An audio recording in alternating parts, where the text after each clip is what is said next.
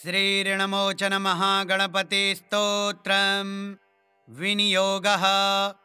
ओम अस्य श्री ऋणमोचन महागणपति स्तोत्र मंत्रस्य भगवान् शुक्राचार्य ऋषिः ऋणमोचन गणपतिः देवता मम ऋणमोचनार्थं जपे विनियोगः। ओम स्मरामि देवदेवेश वक्रतुण्डं महाबलं षडक्षरं कृपासिन्धो नमामि ऋणमुक्तये महागणपतिं देवं महासत्त्वं महाबलं महाविघ्नहरं सौम्यं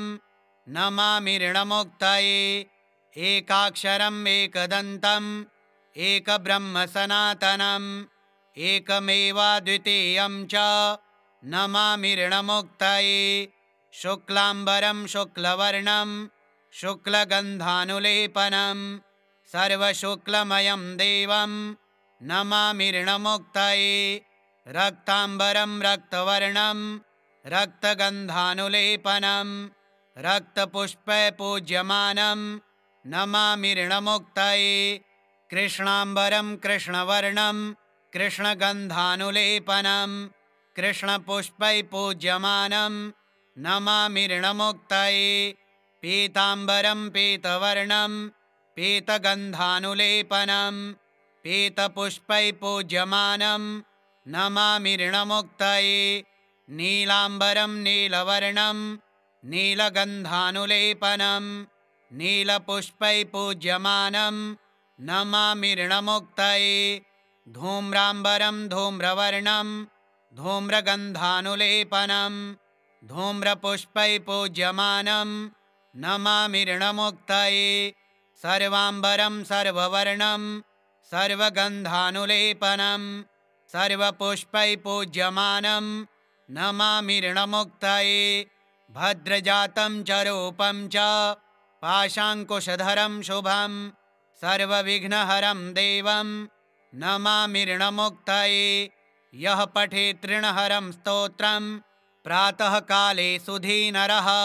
षण्मासाभ्यन्तरे चैव ऋणच्छेदो भविष्यति। ॐ स्मरामि देवदेवेश वक्रतुण्डं महाबलं षडक्षरं कृपासिन्धो नमामि ऋणमुक्तये महागणपतिं देवं महासत्त्वं महाबलं महाविघ्नहरं सौम्यं नमामि ऋणमुक्तये एकाक्षरम् एकदन्तम् एकब्रह्मसनातनम् एकमेवाद्वितीयं च नमामि ऋणमुक्तये शुक्लाम्बरं शुक्लवर्णं शुक्लगन्धानुलेपनं सर्वशुक्लमयं देवं नमामि ऋणमुक्तये रक्ताम्बरं रक्तवर्णं रक्तगन्धानुलेपनं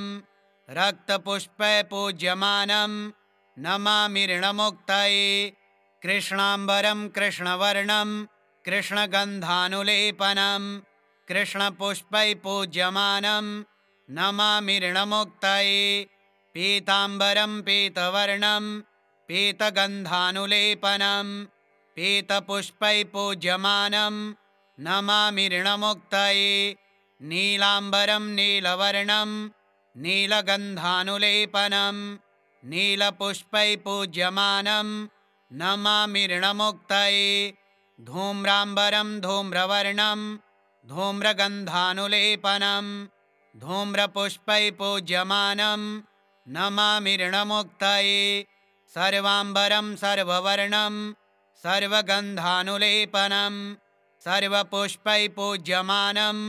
नमामि ऋणमुक्तये भद्रजातं च रूपं च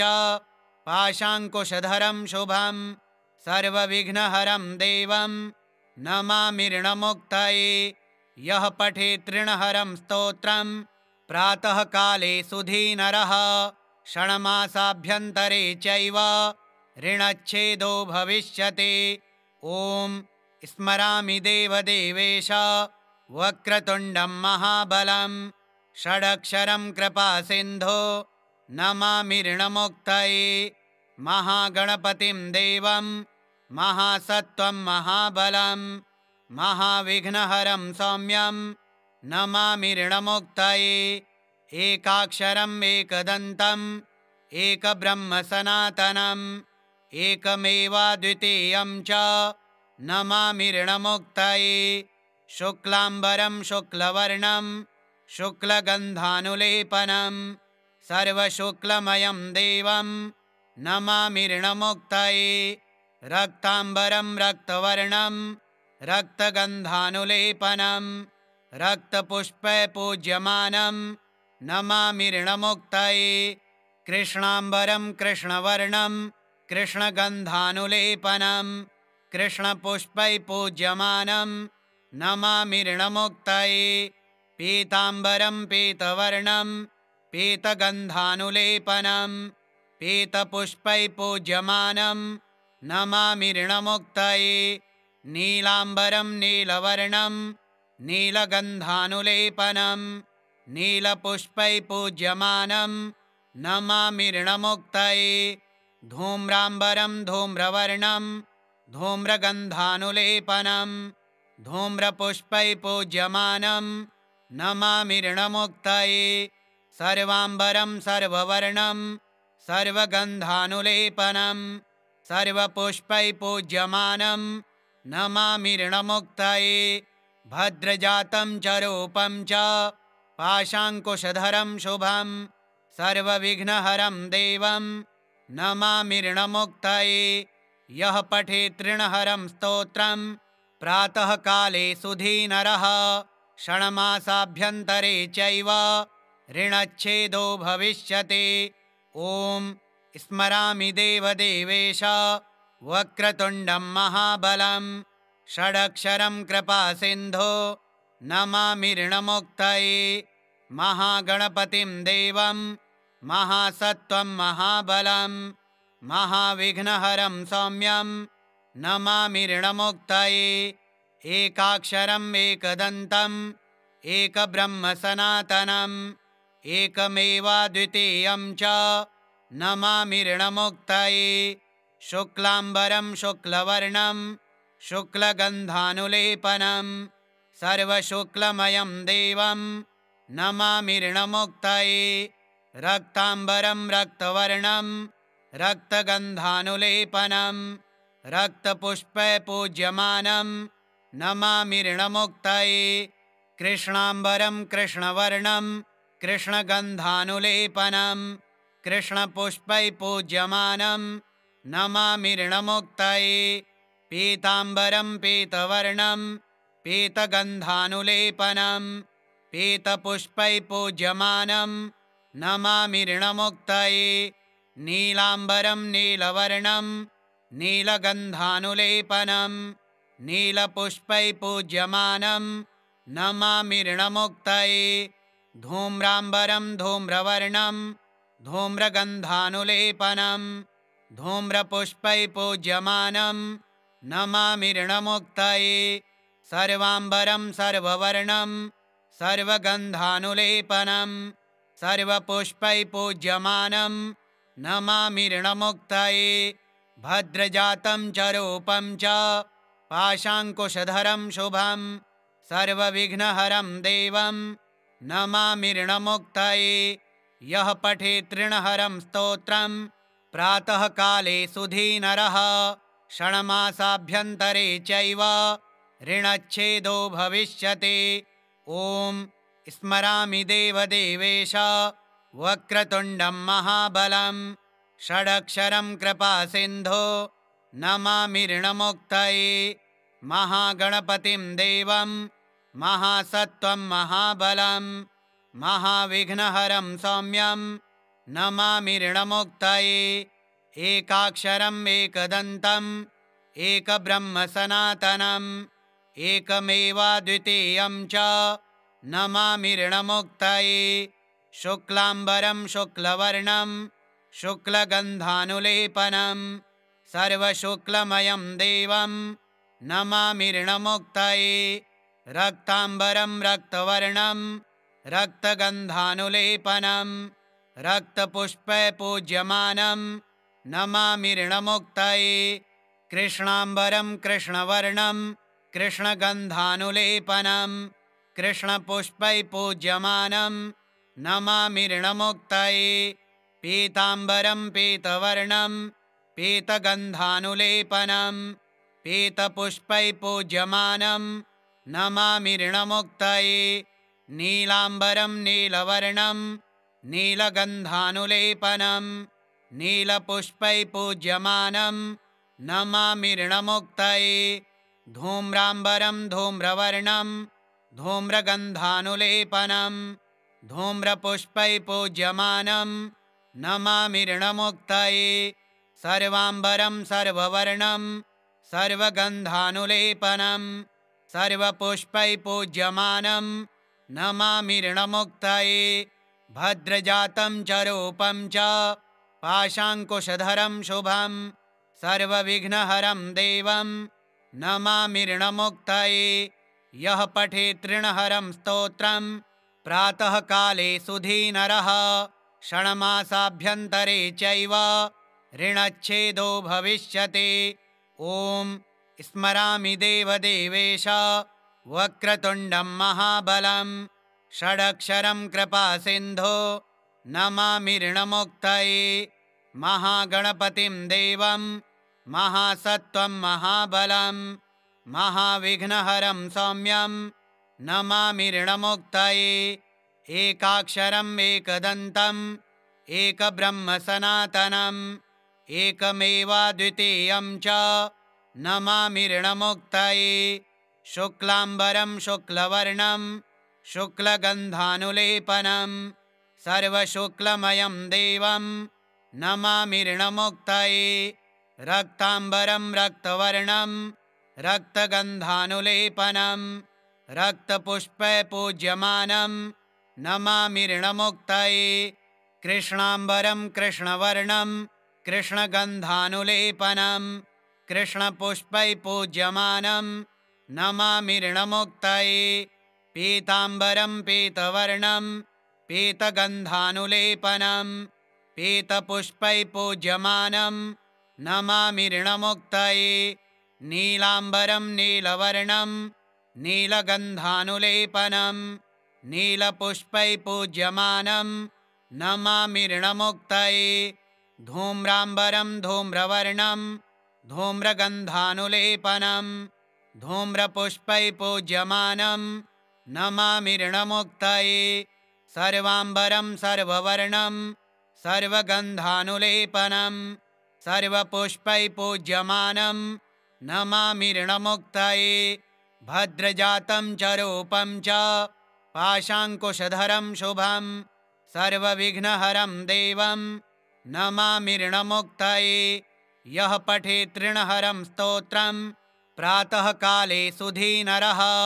षण्मासाभ्यन्तरे चैव ऋणच्छेदो भविष्यति। ॐ स्मरामि देवदेवेश वक्रतुण्डं महाबलं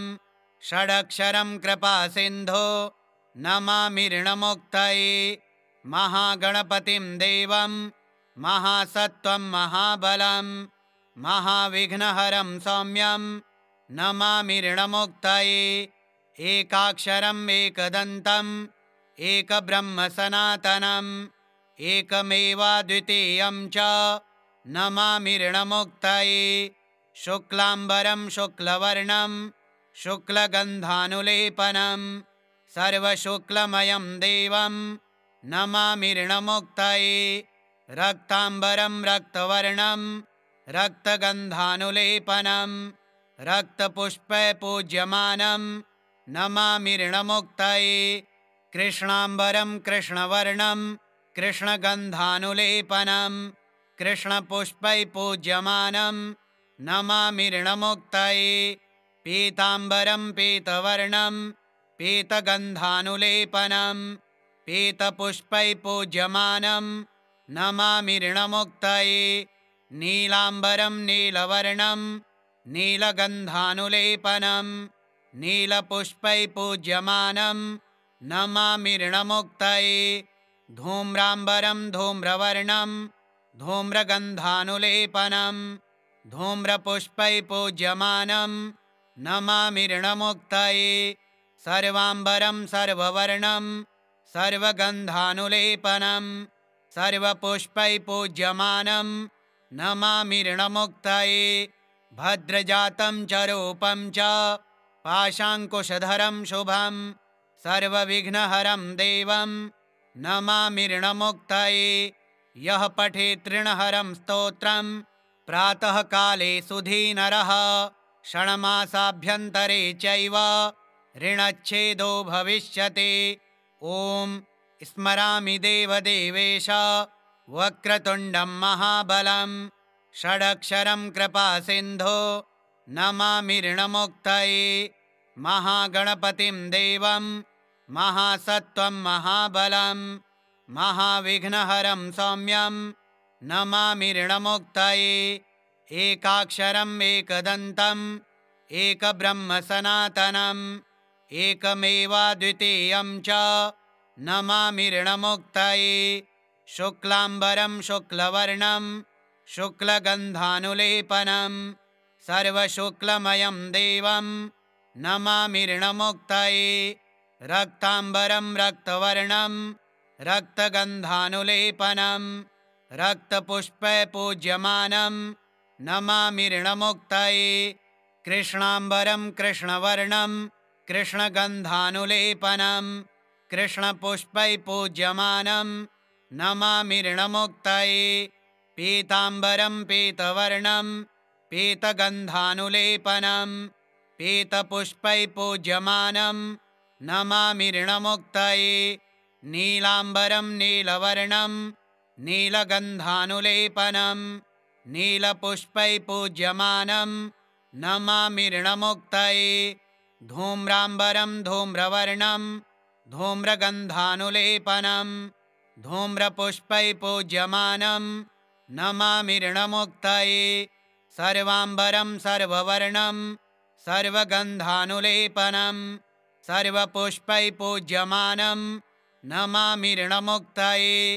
भद्रजातं च रूपं च पाशाङ्कुशधरं शुभं सर्वविघ्नहरं देवं नमामि ऋणमुक्तये यः पठेत् ऋणहरं स्तोत्रं प्रातःकाले सुधीनरः षण्मासाभ्यन्तरे चैव ऋणच्छेदो भविष्यति। ॐ स्मरामि देवदेवेश वक्रतुण्डं महाबलं षडक्षरं कृपासिन्धो नमामि ऋणमुक्तये महागणपतिं देवं महासत्त्वं महाबलं महाविघ्नहरं सौम्यं नमामि ऋणमुक्तये एकाक्षरम् एकदन्तम् एकब्रह्म सनातनम् एकमेवाद्वितीयं च नमामि ऋणमुक्तये शुक्लाम्बरं शुक्लवर्णं शुक्लगन्धानुलेपनं सर्वशुक्लमयं देवं नमामि ऋणमुक्तये रक्ताम्बरं रक्तवर्णं रक्तगन्धानुलेपनं रक्तपुष्पपूज्यमानं नमामि ऋणमुक्तये कृष्णाम्बरं कृष्णवर्णं कृष्णगन्धानुलेपनं कृष्णपुष्पैपूज्यमानं नमामि ऋणमुक्तये पीताम्बरं पीतवर्णं पीतगन्धानुलेपनं पीतपुष्पैपूज्यमानं नमामि ऋणमुक्तये नीलाम्बरं नीलवर्णं नीलगन्धानुलेपनं नीलपुष्पैपूज्यमानं नमामि ऋणमुक्तये धूम्राम्बरं धूम्रवर्णं धूम्रगन्धानुलेपनं धूम्रपुष्पैपूज्यमानं नमामि ऋणमुक्तये सर्वाम्बरं सर्ववर्णं सर्वगन्धानुलेपनं सर्वपुष्पैपूज्यमानं नमामि ऋणमुक्तये भद्रजातं च रूपं च पाशाङ्कुशधरं शुभं सर्वविघ्नहरं देवं नमामि ऋणमुक्तये यः पठेत् ऋणहरं स्तोत्रं प्रातःकाले सुधीनरः षण्मासाभ्यन्तरे चैव ऋणच्छेदो भविष्यति। ॐ स्मरामि देवदेवेश वक्रतुण्डं महाबलं षडक्षरं कृपासिन्धो नमामि ऋणमुक्तये महागणपतिं देवं महासत्त्वं महाबलं महाविघ्नहरं सौम्यं नमामि ऋणमुक्तये एकाक्षरम् एकदन्तम् एकब्रह्म सनातनम् एकमेवाद्वितीयं च नमामि ऋणमुक्तये शुक्लाम्बरं शुक्लवर्णं शुक्लगन्धानुलेपनं सर्वशुक्लमयं देवं नमामि ऋणमुक्तये रक्ताम्बरं रक्तवर्णं रक्तगन्धानुलेपनं रक्तपुष्पपूज्यमानं नमामि ऋणमुक्तये कृष्णाम्बरं कृष्णवर्णं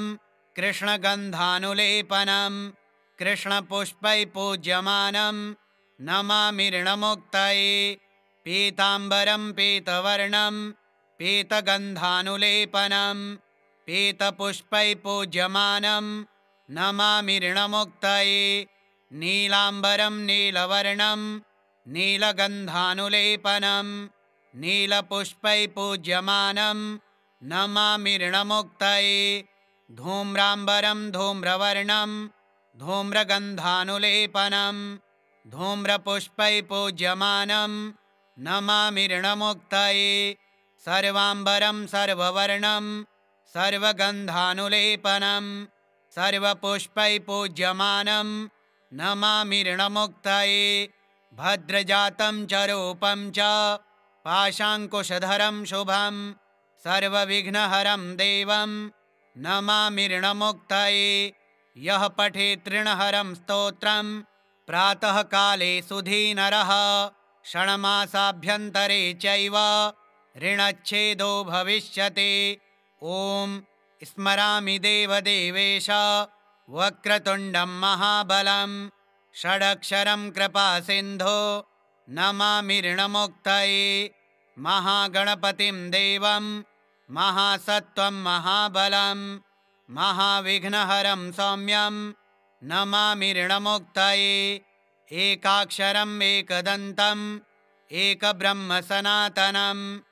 एकमेवाद्वितीयं च नमामि ऋणमुक्तये शुक्लाम्बरं शुक्लवर्णं शुक्लगन्धानुलेपनं सर्वशुक्लमयं देवं नमामि ऋणमुक्तये रक्ताम्बरं रक्तवर्णं रक्तगन्धानुलेपनं रक्तपुष्पपूज्यमानं नमामि ऋणमुक्तये कृष्णाम्बरं कृष्णवर्णं कृष्णगन्धानुलेपनं कृष्णपुष्पैपूज्यमानं नमामि ऋणमुक्तये पीताम्बरं पीतवर्णं पीतगन्धानुलेपनं पीतपुष्पैपूज्यमानं नमामि ऋणमुक्तये नीलाम्बरं नीलवर्णं नीलगन्धानुलेपनं नीलपुष्पैपूज्यमानं नमामि ऋणमुक्तये धूम्राम्बरं धूम्रवर्णं धूम्रगन्धानुलेपनं धूम्रपुष्पैपूज्यमानं नमामि ऋणमुक्तये सर्वाम्बरं सर्ववर्णं सर्वगन्धानुलेपनं सर्वपुष्पैपूज्यमानं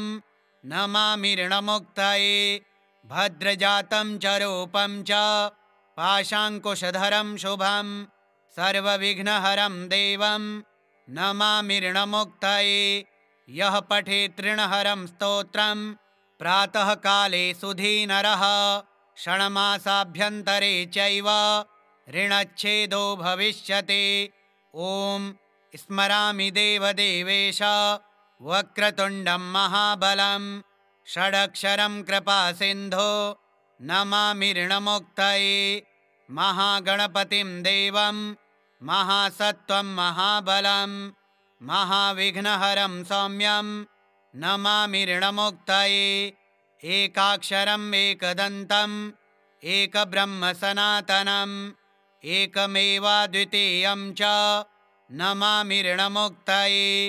शुक्लाम्बरं शुक्लवर्णं शुक्लगन्धानुलेपनं सर्वशुक्लमयं देवं नमामि ऋणमुक्तये रक्ताम्बरं रक्तवर्णं रक्तगन्धानुलेपनं रक्तपुष्पै पूज्यमानं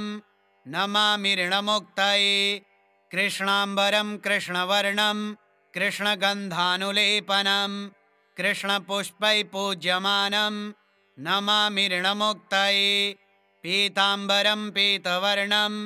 पीतगन्धानुलेपनं पीतपुष्पै पूज्यमानं नमामि ऋणमुक्तये नीलाम्बरं नीलवर्णं नीलगन्धानुलेपनं नीलपुष्पै पूज्यमानं नमामि ऋणमुक्तये धूम्राम्बरं धूम्रवर्णं धूम्रगन्धानुलेपनं धूम्रपुष्पै पूज्यमानं नमामि ऋणमुक्तये सर्वाम्बरं सर्ववर्णं सर्वगन्धानुलेपनं सर्वपुष्पै पूज्यमानं नमामि ऋणमुक्तये भद्रजातं च रूपं च पाशाङ्कुशधरं शुभं सर्वविघ्नहरं देवं नमामि ऋणमुक्तये यः पठेत् ऋणहरं स्तोत्रं प्रातःकाले सुधीनरः षण्मासाभ्यन्तरे चैव ऋणच्छेदो भविष्यति। ॐ स्मरामि देवदेवेश वक्रतुण्डं महाबलं षडक्षरं कृपासिन्धो नमामि ऋणमुक्तये महागणपतिं देवं महासत्त्वं महाबलं महाविघ्नहरं सौम्यं नमामि ऋणमुक्तये एकाक्षरम् एकदन्तम् एकब्रह्म सनातनम् एकमेवाद्वितीयं च नमामि ऋणमुक्तये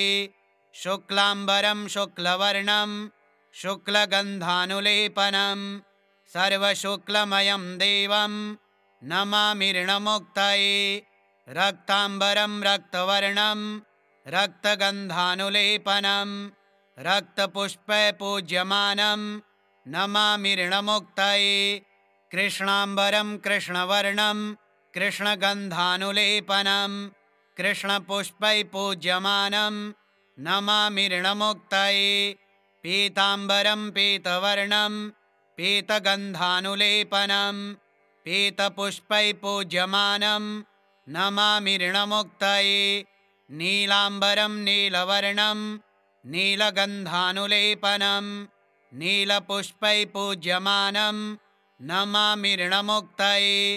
धूम्राम्बरं धूम्रवर्णं धूम्रगन्धानुलेपनं धूम्रपुष्पै पूज्यमानं नमामि ऋणमुक्तये सर्वाम्बरं सर्ववर्णं सर्वगन्धानुलेपनं सर्वपुष्पै पूज्यमानं नमामि ऋणमुक्तये भद्रजातं च रूपं च पाशाङ्कुशधरं शुभं सर्वविघ्नहरं देवं नमामि ऋणमुक्तये यः पठेत् ऋणहरं स्तोत्रं प्रातःकाले सुधीनरः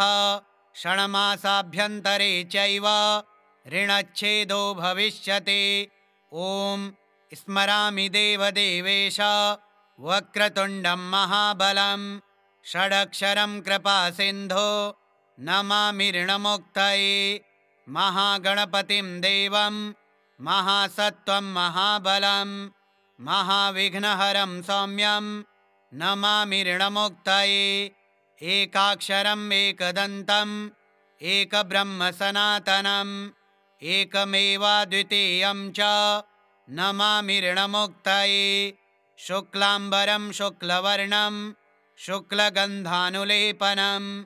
सर्वशुक्लमयं देवं नमामि ऋणमुक्तये रक्ताम्बरं रक्तवर्णं रक्तगन्धानुलेपनं रक्तपुष्पै पूज्यमानं नमामि ऋणमुक्तये कृष्णाम्बरं कृष्णवर्णं कृष्णगन्धानुलेपनं कृष्णपुष्पै पूज्यमानं नमामि ऋणमुक्तये पीताम्बरं पीतवर्णं पीतगन्धानुलेपनं पीतपुष्पै पूज्यमानं नमामि ऋणमुक्तये नीलाम्बरं नीलवर्णं नीलगन्धानुलेपनं नीलपुष्पै पूज्यमानं नमामि ऋणमुक्तये धूम्राम्बरं धूम्रवर्णं धूम्रगन्धानुलेपनं धूम्रपुष्पैः पूज्यमानं नमामि ऋणमुक्तये सर्वाम्बरं सर्ववर्णं सर्वगन्धानुलेपनं सर्वपुष्पैः पूज्यमानं नमामि ऋणमुक्तये भद्रजातं च रूपं च पाशाङ्कुशधरं शुभं सर्वविघ्नहरं देवं नमामि ऋणमुक्तये यः पठेत् ऋणहरं स्तोत्रं प्रातःकाले सुधीनरः षण्मासाभ्यन्तरे चैव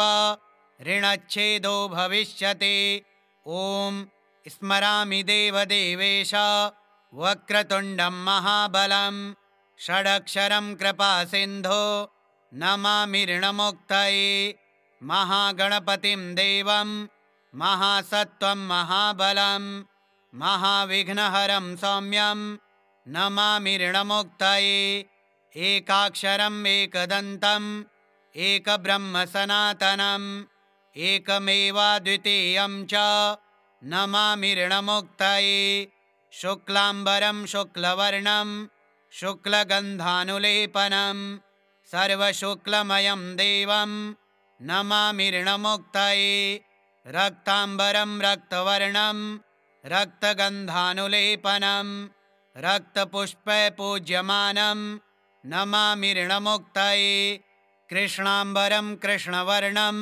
कृष्णगन्धानुलेपनं कृष्णपुष्पपूज्यमानं नमामि ऋणमुक्तये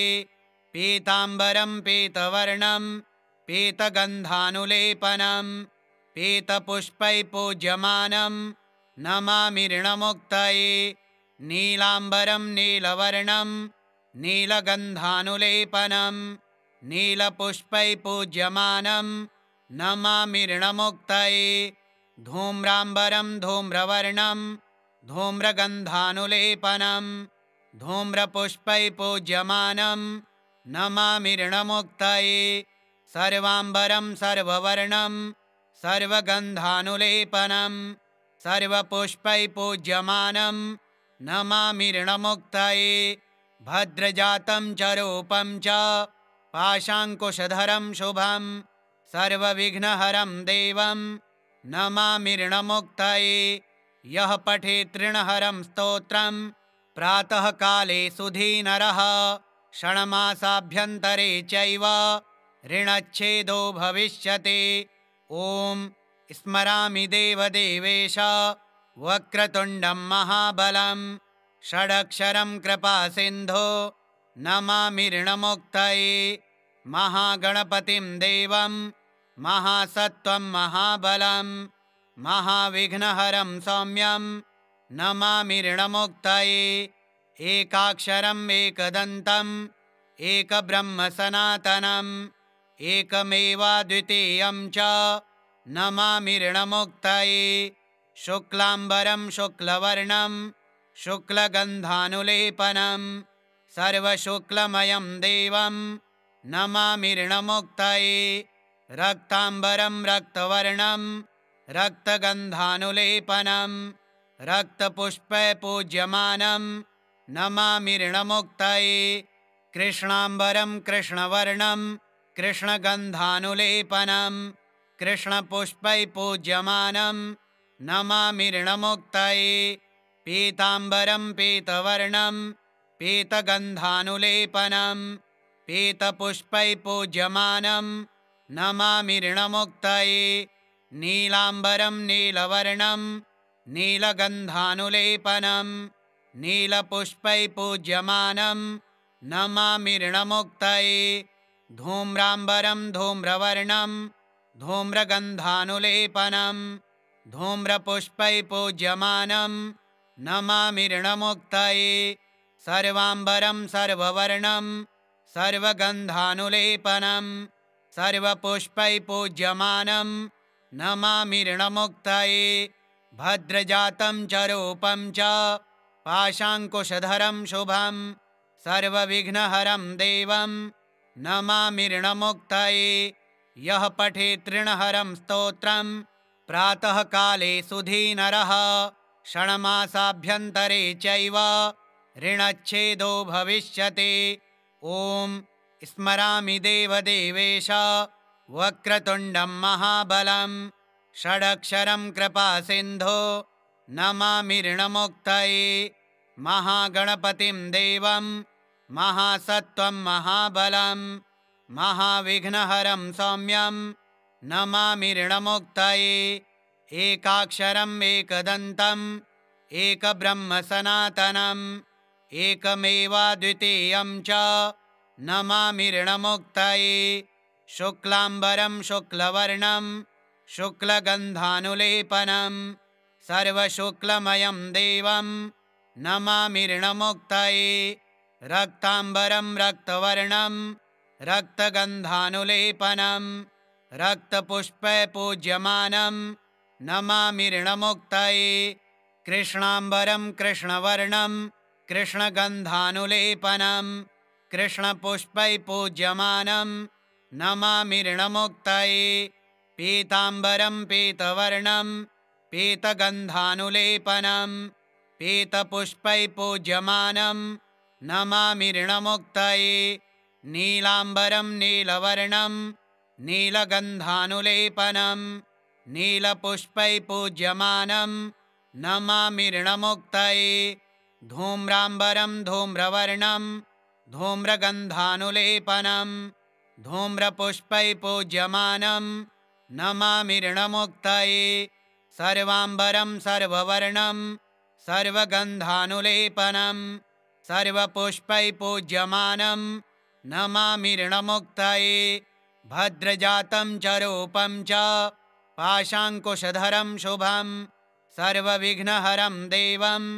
नमामि ऋणमुक्तये यः पठेत् ऋणहरं स्तोत्रं प्रातःकाले सुधीनरः षण्मासाभ्यन्तरे चैव ऋणच्छेदो भविष्यति। ॐ स्मरामि देवदेवेश वक्रतुण्डं महाबलं षडक्षरं कृपासिन्धो नमामि ऋणमुक्तये महागणपतिं देवं महासत्त्वं महाबलं महाविघ्नहरं सौम्यं नमामि ऋणमुक्तये एकाक्षरम् एकदन्तम् एकब्रह्मसनातनम् एकमेवाद्वितीयं च नमामि ऋणमुक्तये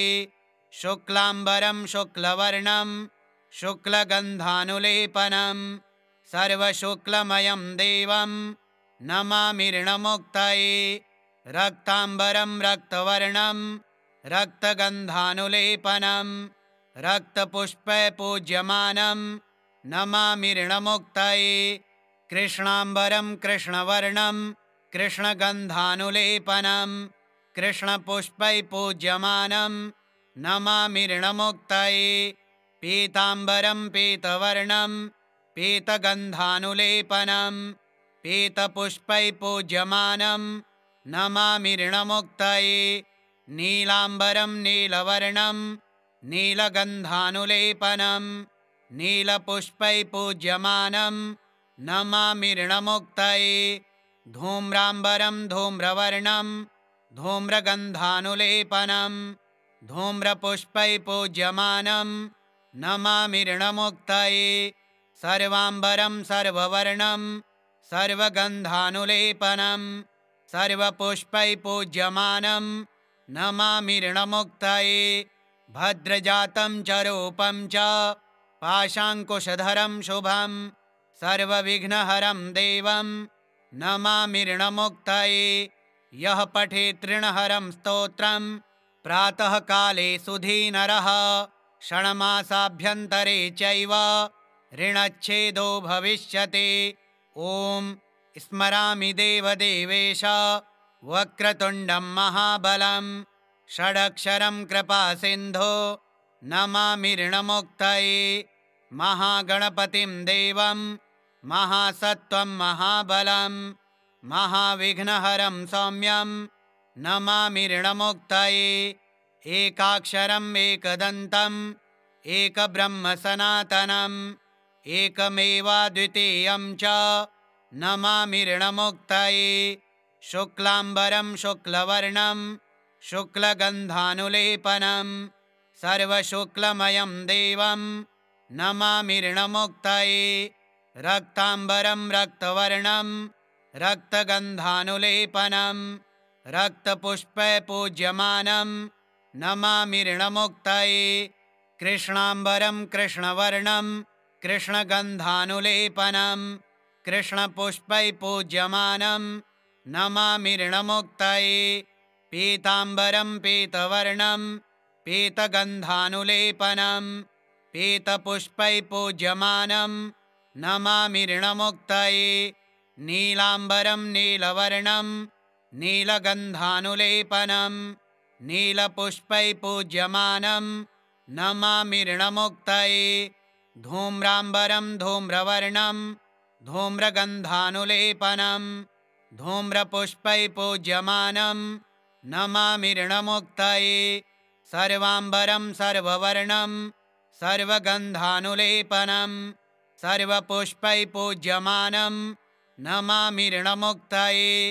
भद्रजातं च रूपं च पाशाङ्कुशधरं शुभं सर्वविघ्नहरं देवं नमामि ऋणमुक्तये यः पठेत् ऋणहरं स्तोत्रं प्रातःकाले सुधीनरः षण्मासाभ्यन्तरे चैव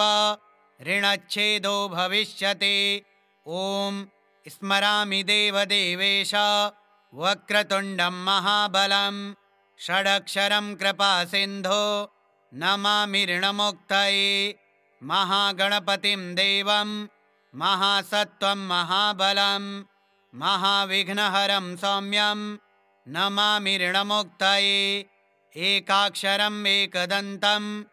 एकब्रह्म सनातनम् एकमेवाद्वितीयं च नमामि ऋणमुक्तये शुक्लाम्बरं शुक्लवर्णं शुक्लगन्धानुलेपनं सर्वशुक्लमयं देवं नमामि ऋणमुक्तये रक्ताम्बरं रक्तवर्णं रक्तगन्धानुलेपनं रक्तपुष्पैपूज्यमानं नमामि ऋणमुक्तये कृष्णाम्बरं कृष्णवर्णं कृष्णगन्धानुलेपनं कृष्णपुष्पैपूज्यमानं नमामि ऋणमुक्तये पीताम्बरं पीतवर्णं पीतगन्धानुलेपनं पीतपुष्पैपूज्यमानं नमामि ऋणमुक्तये नीलाम्बरं नीलवर्णं नीलगन्धानुलेपनं नीलपुष्पैपूज्यमानं नमामि ऋणमुक्तये धूम्राम्बरं धूम्रवर्णं धूम्रगन्धानुलेपनं धूम्रपुष्पैपूज्यमानं नमामि ऋणमुक्तये सर्वाम्बरं सर्ववर्णं सर्वगन्धानुलेपनं सर्वपुष्पैपूज्यमानं नमामि ऋणमुक्तये भद्रजातं च रूपं च पाशाङ्कुशधरं शुभं सर्वविघ्नहरं देवं नमामि ऋणमुक्तये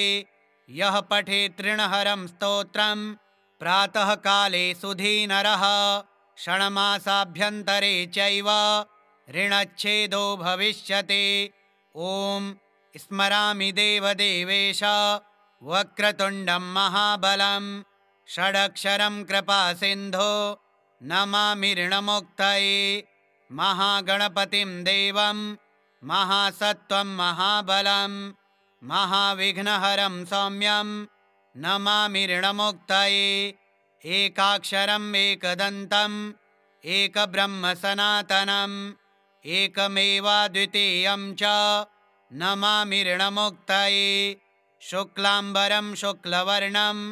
शुक्लगन्धानुलेपनं सर्वशुक्लमयं देवं नमामि ऋणमुक्तये रक्ताम्बरं रक्तवर्णं रक्तगन्धानुलेपनं रक्तपुष्पैपूज्यमानं नमामि ऋणमुक्तये